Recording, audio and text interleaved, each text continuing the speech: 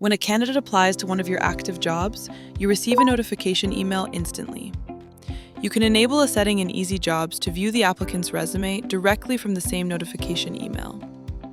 Welcome to the EasyJobs tutorial. Today we will see how to enable resume attachments in notification emails in EasyJobs. Let's get started.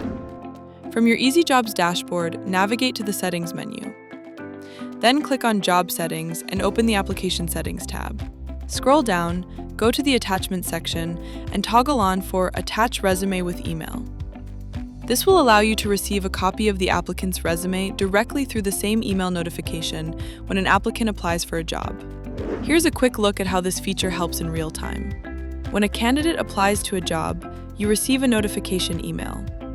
Click on the newly appeared Download Resume button. You can instantly view the applicant's resume without logging into your EasyJobs dashboard. And that's how easily you can enable resume attachments in notification emails on EasyJobs. If you found this helpful, don't forget to like this video, subscribe to our channel, and leave a comment. See you at the next one!